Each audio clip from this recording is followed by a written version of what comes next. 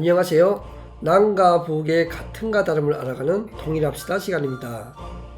오늘은 지난 24일 우크라이나에서 발발한 전쟁에 관한 이야기를 나눠보고자 하는데요. 그 전쟁이 터진 지 25일 지난 이 시점에 과연 우크라이나의 전쟁 상황은 어떤 상황으로 전개되었는지, 그리고 국제사회의 질서는 어떻게 재편이 됐는지, 그 관련된 이야기를 오늘 최중화 회장님과 함께 나눠보고자 합니다. 오늘도 최중화 회장님 나왔습니다. 안녕하세요. 안녕하세요. 네, 회장님. 지금 우크라이나 전쟁이 발발한 지 한 25일째를 접어들고 있는데요. 예. 이 시점에서 지금 전쟁 상황이 어떻게 돼가고 있다고 보고 계시는지요? 처음에 러시아가 한 석 달 동안 준비를 해가지고 훈련을 한다고 해서 국경 연선에 이제 군 장비들을 이제 직결시키고 이제 군병력을 직결시키고 이제 할 때는 뭐 사실 그때 당시 전문가들이 설마 전쟁을 하겠나 이런 예측을 많이 했어요. 근데 이제 우리가 상식적으로 봤을 때는 여러 가지 여건상 봤을 때는 전쟁은 안 일어날 거야 했지만은 전쟁은 일어났고, 그 다음에 또 전쟁하는 과정에서 이미 국제적으로 사용 금지가 되었던 그런 무기들도 지금 사용이 되었고, 이런 상태까지 오면서 뭐 3차 대전을 하냐 아니면 뭐 핵무기도 사용하냐 하는 데까지 논쟁이 되었는데, 그렇죠. 핵전쟁도 할 수 있다고 푸틴이 자꾸 쉽게 말해서 그걸 주잖아요. 겁을 주잖아요. 겁을 주잖아요. 그래서 저는 수많은 저도 여러 가지 채널을 보다 보면 수많은 전문가들 나와서 3차 세계대전은 안 할 거다. 설마 안 할 거다. 핵은 절대로 사용하지 못할 거다고 이렇게 예측을 해요. 근데 못한다는 건 없다고 저는 생각하거든요. 그런 바람을 가지고 있겠지만 실은 2차 세계대전도 그렇고 1차 세계대전도 그렇고 전쟁을 원했던 국가들이 어디 있겠어요? 뭐 히틀러의 마음을 알았던 것도 아니고, 그리고 히틀러가 또 2차 세계대전을 본격화하기 전에 소비에트 연방하고는 평화협정을 했잖아요. 그러니까 뭐 전쟁이 그렇게 대전으로까지 확산되리라고는 생각지 못했지만은 결과는 정반대의 결과가 일어났듯이 이번에 우크라이나 전쟁에서 국제사회가 우려하는 것들이 있어요. 뭐 일단은 러시아 입장에서는 며칠 안에 우크라이나를 정복할 것 같이 이렇게 했는데 지금 전선이 길어지고 그래서 시간이 장기화되면서 여러 가지 어떤 난관들이 있고, 또 국제사회가 우려하고 있는 것이 핵무기 사용을 한다든지 그리고 생화학무기 사용을 한다든지 이런 것들에 대한 우려가 있잖아요.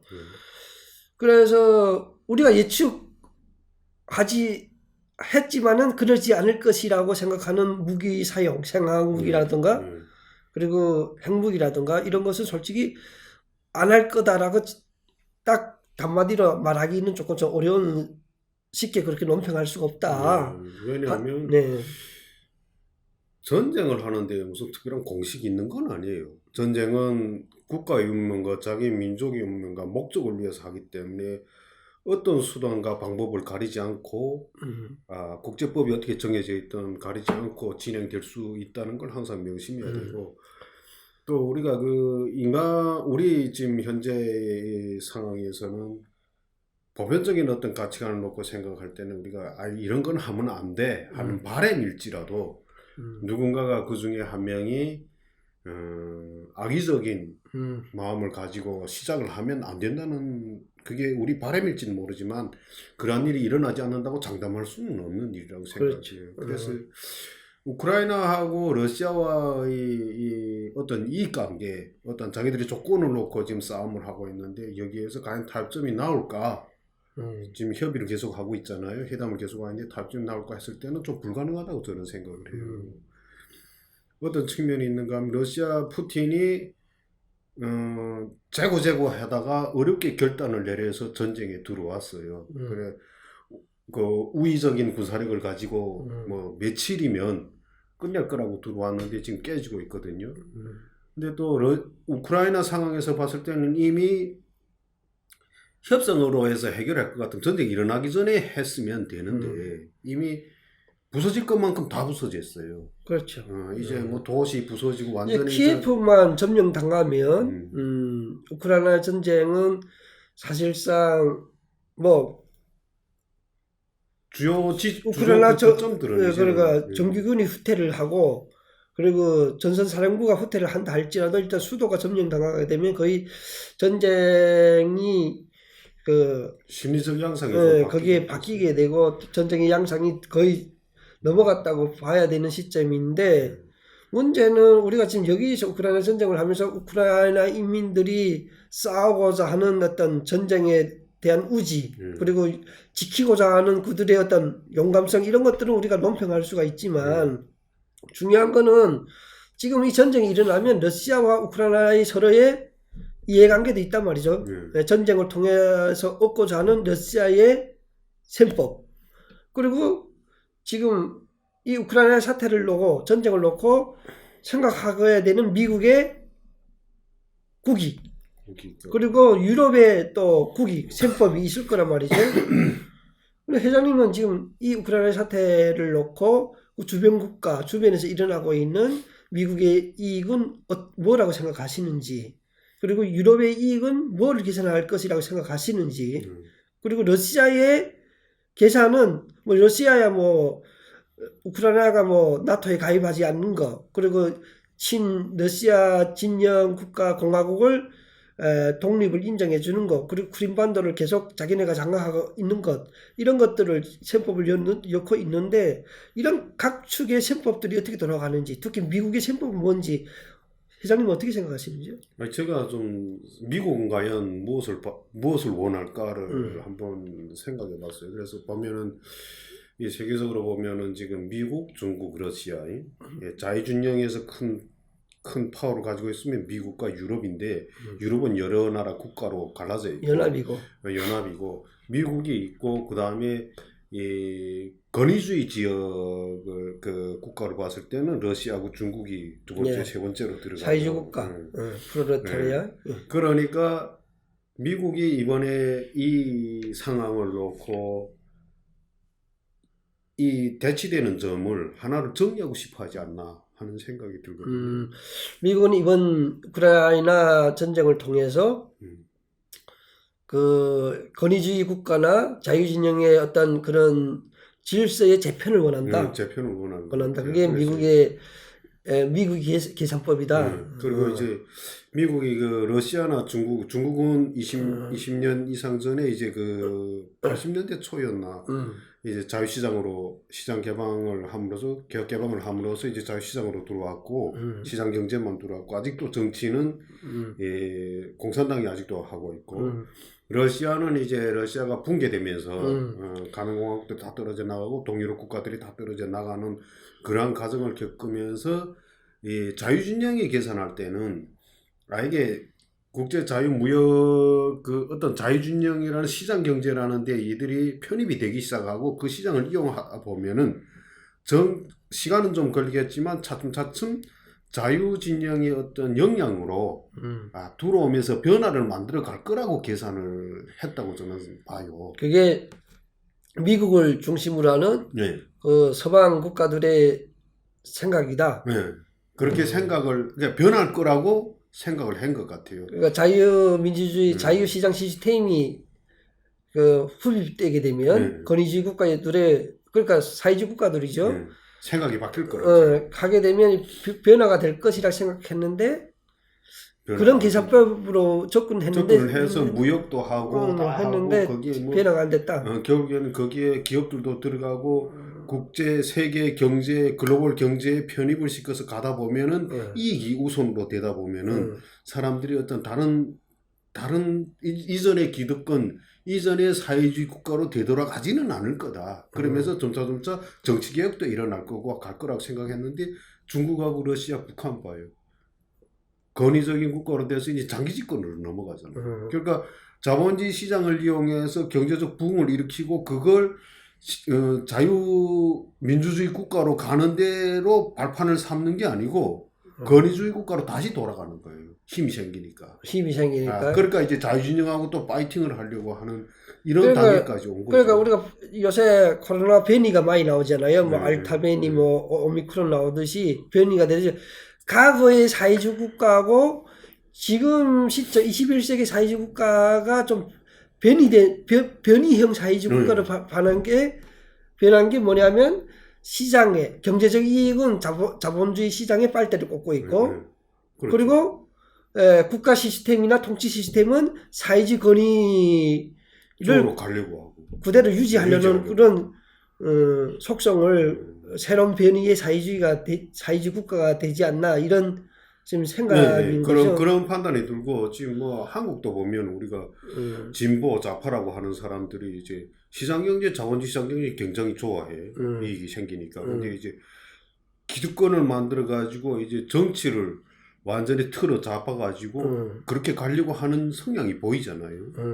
아니 그리고 우리가 인간적으로 봤을 때도 어떤 사람이 잘못하고 있는 거에 대해서 꾸준히 도움을 주고 이렇게 하면 변할 거라고 생각하는데 그게 쉽지가 않잖아요. 우리가 그렇지 인간적으로 봤을 때도. 그러니까 사람 변한다는 게 쉽지 않은데 미국은 아마 그 속셈으로 그 계산으로 해가지고 이참에 중국은 아직 있으니까 러시아가 일단 불집을 터뜨렸으니 저 부분을 활활 타게 해가지고 러시아가 이참에 힘 싹 빠지고 군사대국도 그것도 경제력이 완전 다 무너지고 이렇게 해가지고 어떤 정권이 바뀌든 정치적 환경이 바뀌든 어떤 분열이 되든 더 이미 분열이 됐지만 또 다른 분열로 이어가게 하든가 해서 두 개가 큰 두 개가 있는 걸 하나를 없애버리려고 하는 거 아니냐 하는 생각이 들어요. 그런 의도가 있을 수도 있다. 그래서 그는 추측이죠. 추측이죠. 여러 뉴스들을 접하고 여러 정보들을 접하면서 우리 최장님 본인 스스로 한번 내려보게 되는 정세 평가고, 자 러시아 입장에서 우리가 다시 한번 짚어볼 필요가 있다고 생각하는데요. 자 어느 국가나 지금 적대관계 주적이 있어요. 우리 한국 같은 건 주적이 북한이잖아요. 중국 같은 거는 주적을 공식적으로 이야기하지 않으면 실은 미국하고 파이팅하고 있거든요. 그렇죠. 근데 러시아 입장에서는 주적이 뭐냐 하고 봤을 때 지금 푸틴이 제일 신경 많이 쓰는 게 지금 나토거든요. 나토. 그러니까 결국은 유럽연합이 러시아의 주적이 되는 거예요. 근데 예를 들어서 만약에 푸틴의 입장에서 우크라이나를 점령했다고 가정했을 때 러시아가 주적으로 여기고 있는 나토하고 과거에는 우크라이나가 있을 때는 우크라이나가 완충지대가 되어 있었는데 그래서 주적하고 직접 이렇게 대립이 되어 있지 않는데 만약에 우크라이나를 점령했다고 하면 러시아가 그러면 나토를 직접 견제를 하고 마주하게 되는 상황이 발생한단 말이죠. 그렇게 놓고 보면 푸틴의 입장에서는 우크라이나 전쟁을 자기네가 원하는 쪽으로 수용할 경우에는 우크라이나를 물리적으로 차지하려고 하는 속심이 아니지 않나 이런 생각도 들거든요. 어떻게 생각하세요? 그러니까 지금 푸틴이 전략적인 측면을 봤을 때는 러시아를 이제 비무장화시키고 그래 완충지대로 만들겠다 하는데 우크라이나 입장에서는 받아들일 수 없는 너네 지금 우리를 이렇게 공격을 하지 않았냐 근데 어떻게 우리가 비무장화를 할 수 있냐 이거거든요. 근데 이제 그리고 이제 외국에서 무기 같은 거 나토나 이런 데서 무기 같은 거 반입하는 걸 푸틴은 원하지 않아요. 그런 조항들을 넣으려고 하는데 우크라이나 입장에서 이미 침략을 받은 상태에서 너네를 어떻게 믿겠냐 하는 거예요. 그러니까 우크라이나가 주장하는 거는 그거예요. 자, 그럼 만약에 우리가 침략을 받았을 때 나토가 합법적으로 개입할 수 있고 미국이 개입할 수 있게끔 조항을 만들자. 그러니까 나토에 가입은 안 할지라도 국제사 유럽, 미국, 러시아가 모여서 그 합의문에다가 사인을 해야 된다 하는 거거든요. 그렇게 갈 것 같아요. 정전협정처럼 그렇게 해서 나토 군대가 우크라이나에 주둔하지 않고 나토에 개입을 안 하더라도 이 우크라이나가 어떤 세력으로부터 침략을 당하거나 했을 때는 이게 자동적으로 개입하게끔 이런 조항을 만들려고 한다고 저는 봐요. 그런 얘기도 나오더라고. 그 협상 테이블에 그런 게 올라와 있던데.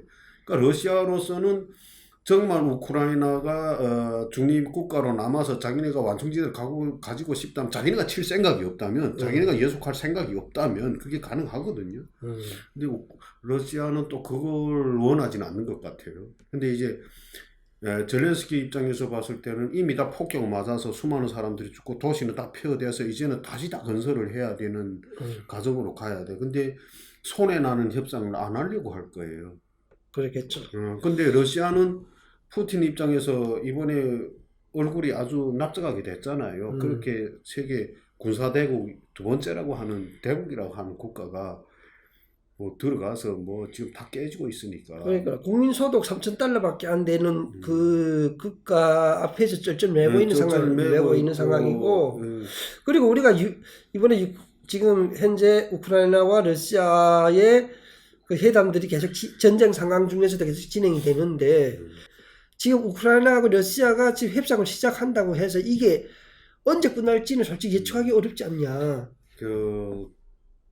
제가 비관적으로 내다봤을 때는 우크라이나는 지금 시간을 끄는 것 같아요. 우크라이나.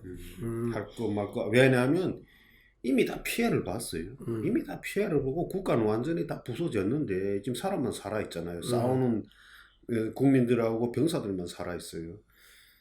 뭐 이제 더 잃어봤자고. 러시아는 지금 미국이 원하는 거는 장기전으로 가서 러시아가 계속 거기에 국력을 소비하고 하고 푸틴이 정책 입지가 약해지고 러시아도 그래도 시장 경제를 운영하고 그래도 자유가 어느 정도 보장된 국가잖아요. 그럼 그 내부적인 문제가 터져 나와서 스스로가 어떤 변화를 만들어갈 수 있는 환경까지 몰아가려고 하는 것 같죠. 그러니까 미국의 전략이 직접 게임은 안 하더라도 결국은 계속 경제적이나 여러 가지 상황이 악화가 되면서 러시아 내부로부터 스스로 문제가 발생해서 러시아가 침몰하게끔 만드는 전략을 구사하고 있거든요. 그런데 이 전략은 좀 장기화가 필요한 전략이잖아요. 지금 뭐 우리가 딱 전쟁 시작해서 전쟁 끝나고 이렇게 빨리 진행될 수 있는 상황이 아니고 장기화를 갔을 때 효과를 볼 수 있는 전략인데, 과연 그럼 우크라이나 전쟁은 며칠 내에 전쟁을 끝낼 것인지 아니면 정말 장기전으로 갈 것인지 하는 거는 아직도 모른다는 이야기죠. 둘 중에 아마 우크라이나든 러시아든 내가 봤을 때는 우크라이나 쪽은 계속 국제사회가 나토든 미국이든 계속 그 물자 지원을 계속 할 거예요. 계속 하면은 마지막 국민이 어쨌든 그 지부가 존재하는 한은 마지막 국민이 살아있는 동안 계속 항전을 할 거예요. 그러면 러시아는 계속 거기에 이제 그 진폴에 이제 계속 빠지는 거죠. 그렇죠. 그러다 보면은 자기 나라 땅에서 전쟁은 하지 않지만 지금 경제적으로 다 제재를 받고 있고 다 하고 있는 상태에서는 국가를 유지하기가 굉장히 정상적으로 유지하기가 굉장히 어렵다는 거예요.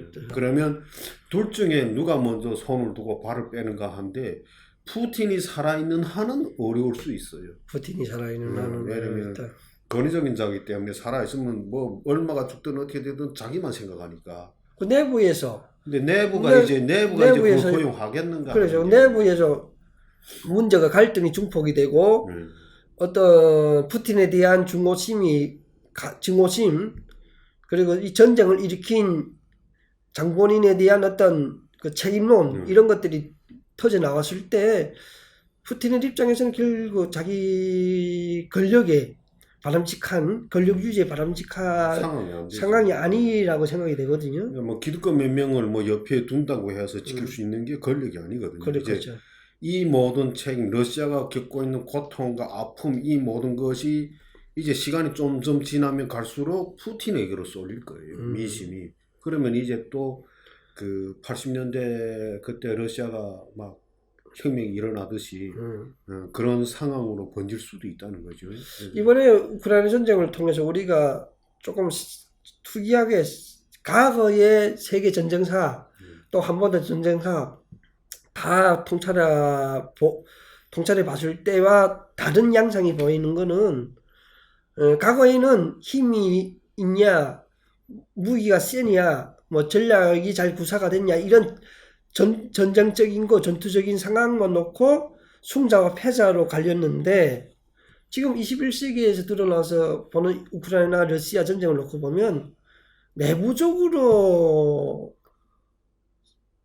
문제가 생길 수 있는 요인에 의해서 강자라 할지라도 무너질 수도 있구나라는 어떤 교훈을 남길 수가 있다는 전쟁의 특이한 양상이 보여지고 있다는 거죠.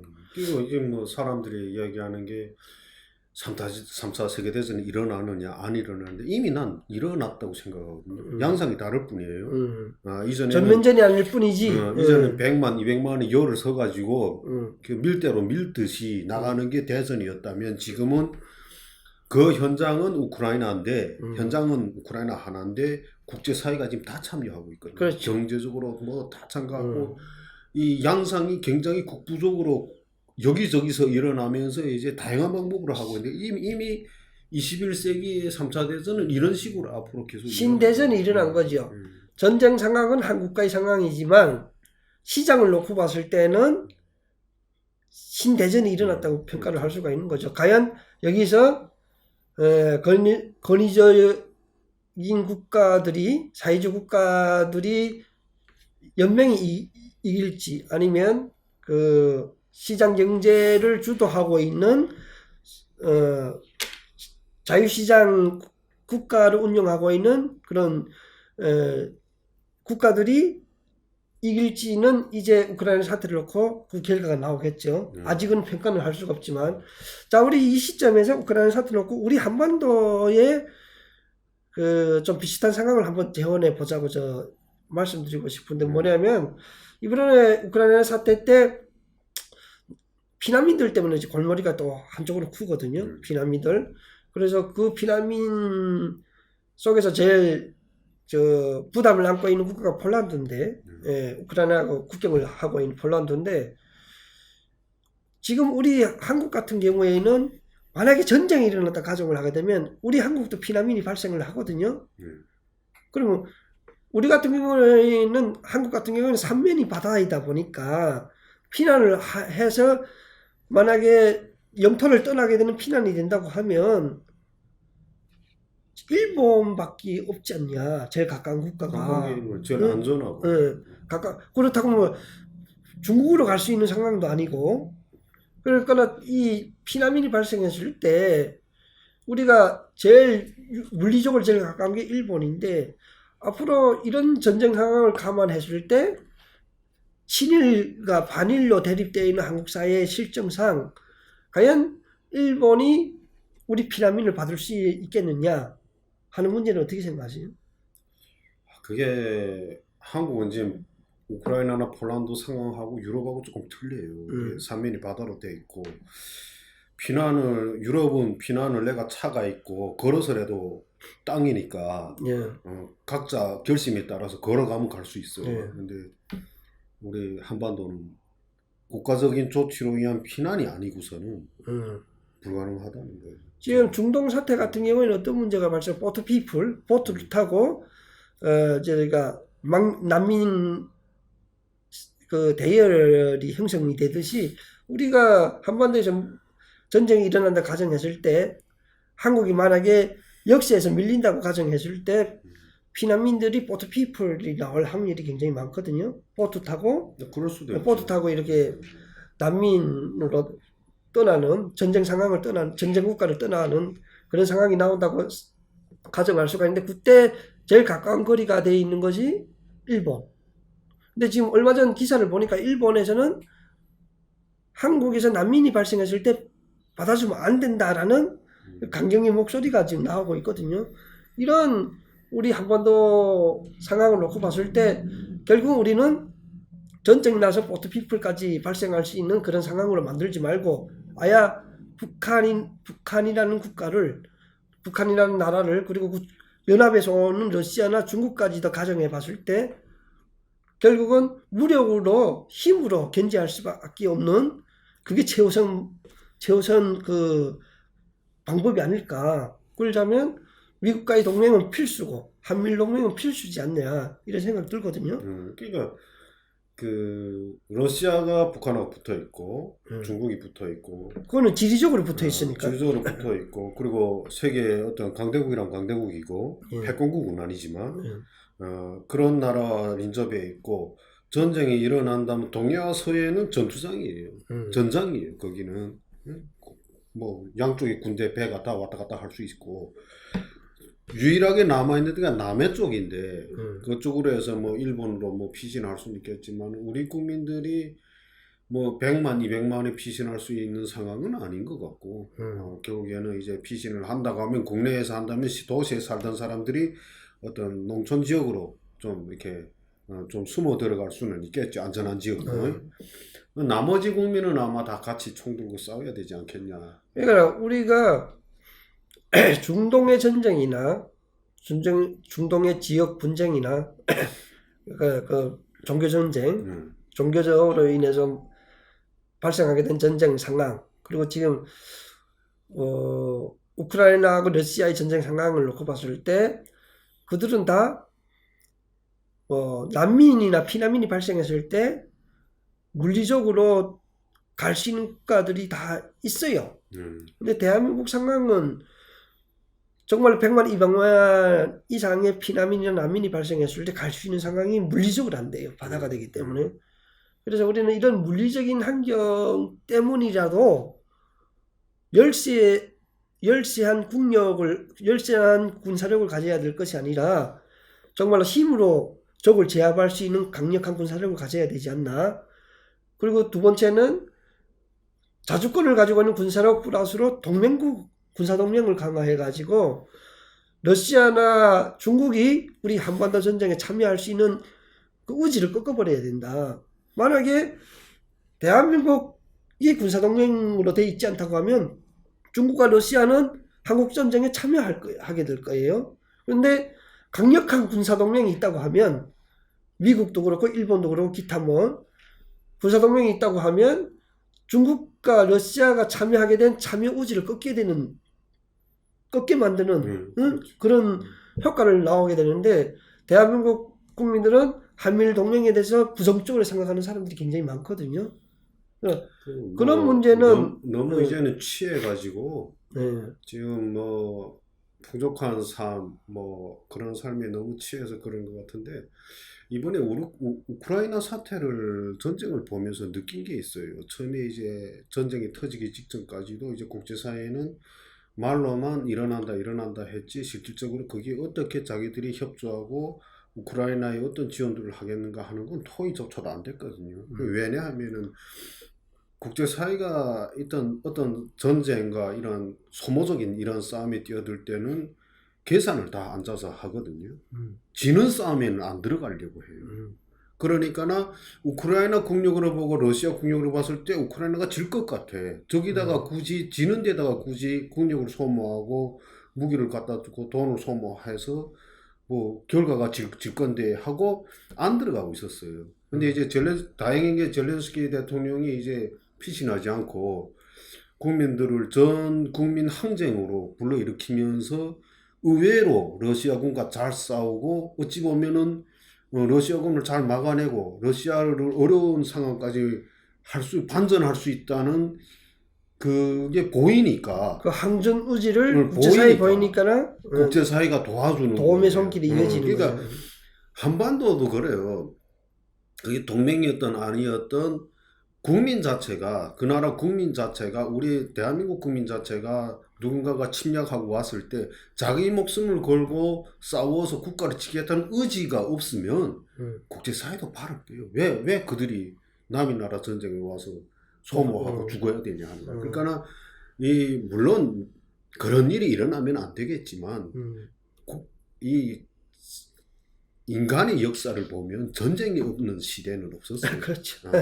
전쟁을 그 과정을 겪으면서 발전했다고 해도 과언이 아니에요. 인류사는 전쟁사라고 해도 과언이 아니죠.